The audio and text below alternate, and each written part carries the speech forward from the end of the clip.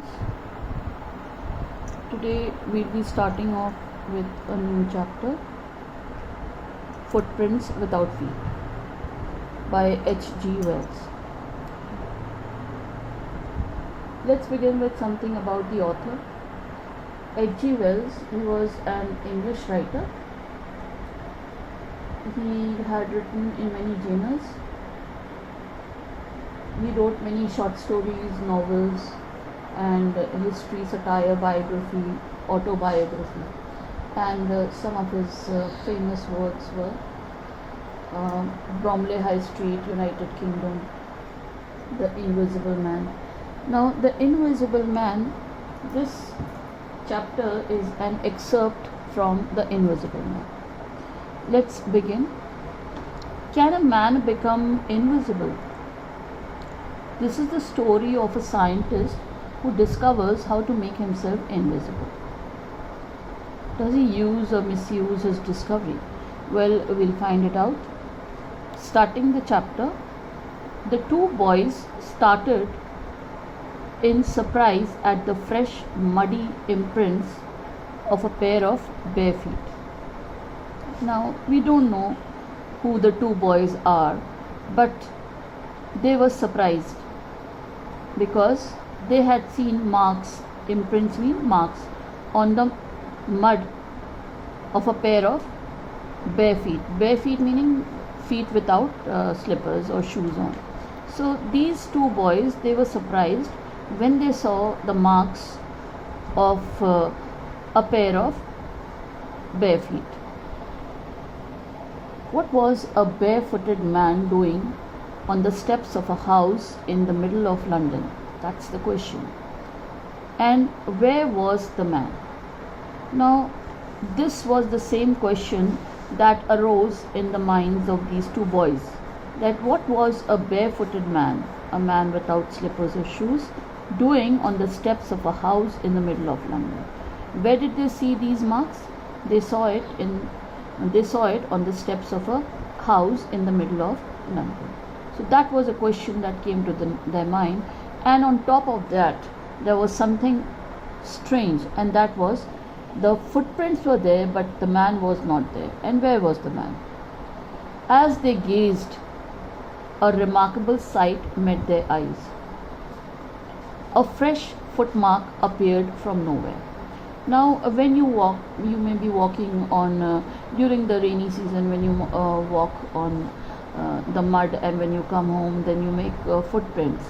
So similarly, these children, these two boys, they stared at this remarkable sight which met their eyes. It was remarkable over here because the footmark was fresh and there wasn't anybody who was making the footmark. So that was something like a mystery. Nobody was there, but the footmarks were fresh. Further footprints followed. Then not only one mark, footprints, meaning one after the other, descending the steps and progressing down the streets. Now these fresh footprints of mud, one after the other, they were being made, and as if a person was descending, he was coming down the steps and moving forward down the street. There were footprints only of somebody who was barefoot, and he was descending down the steps, coming down the steps and moving towards the street. Where? That is the steps of a house in the middle of London. The place was in London. The boys followed. Obviously, they may be courageous boy, they were not afraid, and they were fascinated, they were captivated by the footprints until the muddy impression became fainter and fainter and at last disappeared altogether. So slowly and gradually the boys, they followed the muddy impression, that is the footprints. They followed it, they were fascinated, they were captivated by it, and they continuously followed until it became fainter and fainter, meaning it became dull, and finally it disappeared altogether. Well, the muddy feet, when it comes on the dry land, for some time it makes a print, and then after some time it disappears. So similarly the same thing happened over here also. The explanation of the mystery was really simple enough. The bewildered boys had been following a scientist who had just discovered how to make the human body transparent. Now, the clarification of the mystery, that is, the explanation of the mystery, was very simple enough for maybe the author, that the footprints were the bewildered or the confused boys. They had been following a scientist who had just, they do researches, and he had just discovered how to make the human body transparent. So over here the mystery, it opens up that the boys, they had been following a scientist who was invisible. He had discovered how to make himself transparent so that nobody could see. Griffin. Now we come to know that the name of the scientist was Griffin. Griffin, the scientist, had carried out experiment after experiment to prove that the human body could become invisible. So usually the researchers, the scientists, they are not successful in just one attempt. They do researches one after the other, they do experiments one after the other. And similarly over here also, this scientist by the name of Griffin, whose footprints the boys were following, this scientist, he had carried out experiment after experiment, one experiment and then the other and then the other, just to prove that the human body, it can become invisible. Invisible meaning cannot be seen. Finally, he swallowed certain rare drugs, meaning at last what he did, he swallowed certain rare drugs. Rare drugs meaning some uncommon drugs, not the usual ones, not the common ones, but certain uncommon rare drugs he swallowed, and his body became as transparent as a sheet of glass. Became as transparent as a sheet of glass, meaning you could see just through it, just like glass, you can see through it. Though it also remained as solid as glass, meaning although it was transparent, it could be a person could see through, but yet it was solid also, meaning it was firm also, just like our own bodies. So we come to know that in the first paragraph, we come to know that two boys, they were following. Then furthermore they followed again continuously until the footprints, they disappeared. Then we come to know that there was a scientist who had discovered how to make himself transparent, how to make the human body transparent. Then we come to know that the name of the scientist was Griffin, and he had swallowed certain rare drugs, and his body had become transparent just like glass. Brilliant scientist though he was, Griffin was rather a lawless person. Lawless person meaning going against the laws, criminal. So although he was a brilliant scientist, yet Griffin, he was rather a lawless person. His landlord disliked him and tried to eject him. Now Griffin, the place where he lived, the owner of that place, that is the landlord, he disliked him, and so he threw him off his place. And this person, since he was a lawless person, he took revenge. In revenge, Griffin set fire to the house. What did he do to take revenge? He set the house where he lived, the landlord's house on fire. To get away without being seen, he had to remove his clothes. Now he had to remove his clothes, he had to move around naked just to be invisible. Thus it was that he became a homeless wanderer. A wanderer meaning a person who is moving around aimlessly here and there, homeless, without any home. So he became homeless, a homeless wanderer, without clothes, without money, and quite invisible. So he was without clothes, without money, without a home, a wanderer, and that too an invisible a person who could not be seen until he happened to step in some mud and left footprints as he walked. Just like the above first opening paragraph, his footprints could be seen, or if he wore clothes, then he could be seen. So this is what we come to know about this scientist, that Griffin, he was a wanderer, a homeless person without money, without clothes, and he was just moving around, and a lawless person. That is why when his landlord, who disliked him, he ejected him out of his house, he took revenge by setting the house on fire. He escaped easily. That is, he got away easily enough from the boys who followed his footprints in London. So yes, easily he escaped the boys, because after some time the mud, it did not cling on to his barefoot, and he came into dry land, and so there were no more imprints, and so he easily got away from these two boys. But his adventures were by no means over, meaning the thrill, his adventure, they were not over, but just by the footprints. There was more to come. He had chosen a bad time of the year to wander about London without clothes. Bad time of the year without clothes. We use our clothes to cover ourselves. Then during the winters, we overload ourselves with clothes so that we do not feel cold. But without clothes, that too in London, at that weather, it was just not too good.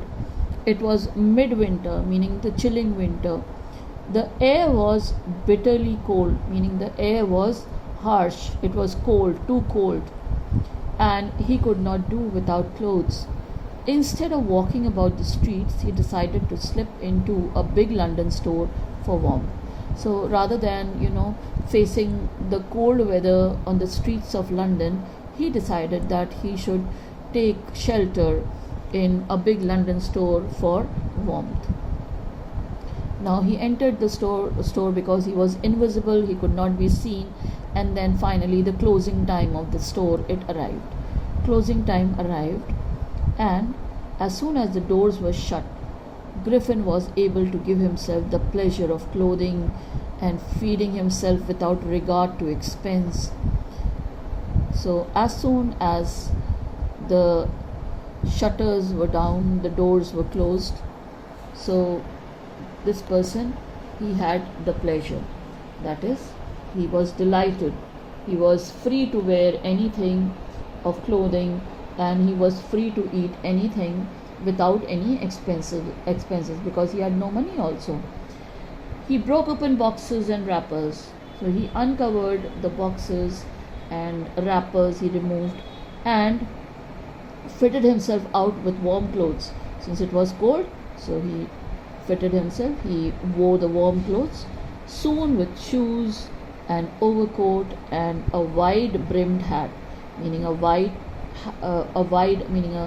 big hat he wore, and he had shoes and warm clothes because he just stole it from that store without spending money, and he became a fully dressed and visible person. When he wore clothes, he was transparent as a glass, but he was solid also. So he became visible just by wearing these clothes, like a visible person. In the kitchen of the restaurant, he found cold meat and coffee, and he followed up the meal. So he ate cold meat and he had coffee, and after that he followed it up with sweets and wine from the grocery store. Finally, he settled down to sleep on a pile of quilts. Now, the insulated bedspreads, the mattresses, he finally, on a pile of mattresses, he, after having his full, after wearing the clothes, warm clothes, shoes, hat, and then eating to his full, and then after that also he had wine and sweets, and then finally he settled down on a pile of quilts just to sleep. So that was just to escape the weather of London. He had entered a store, a store in London. If only Griffin had managed to wake up in good time, all might have been well. If only the scientist by the name of Griffin, he had managed to wake up in good time. In good time, that is before the store opened, everything would have been fine. As it was, he did not wake up in good time, and it was not until the assistant, that is the helpers or the deputies, they were already arriving next morning.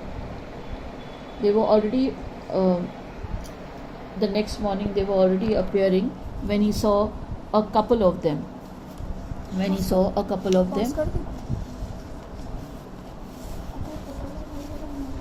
And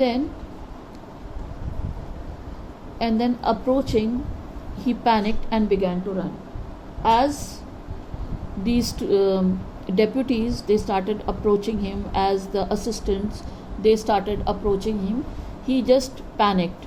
He got afraid and he began to run. They naturally gave chase. So naturally, it was but natural that a thief had entered without permission in their store, and so they chased him. In the end, he was able to escape only by quickly taking off his newly found clothes. Remember, he had taken the clothes from the store.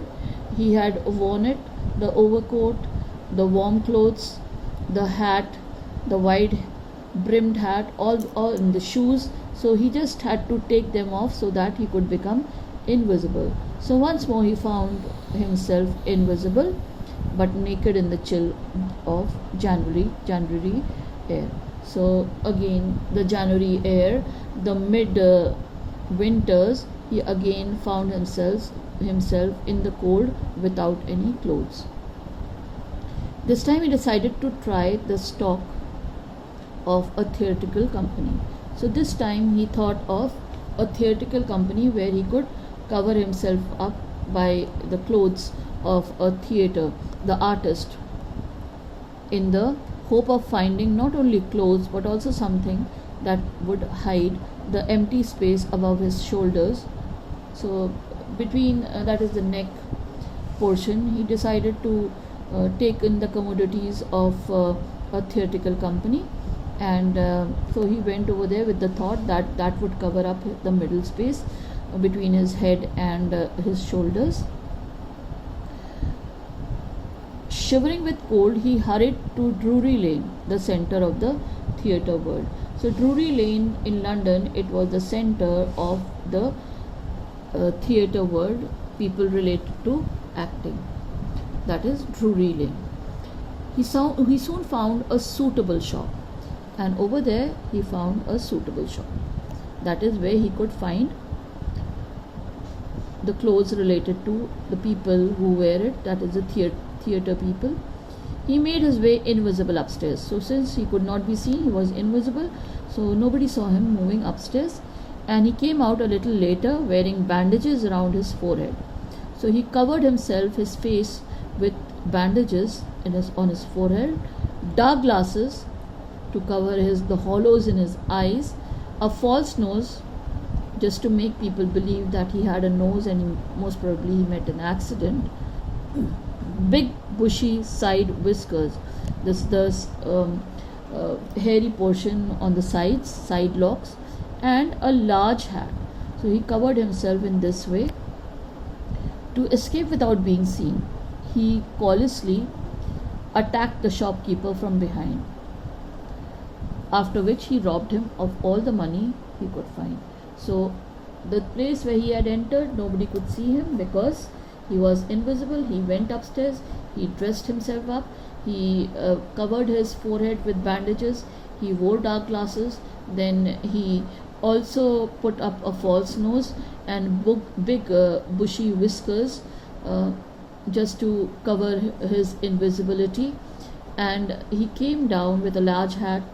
He came down, and where there he saw the shopkeeper, and from behind he very cruelly, callously means cruelly, he attacked the shopkeeper, and after that he even robbed him of his money, and then he escaped from there. So children, for today I will be keeping it till here. I hope you understand. As usual, I'm again telling you, please learn the word meanings, and it will improve your vocabulary, and it will help you in your spoken as well as your written English. Thank you very much.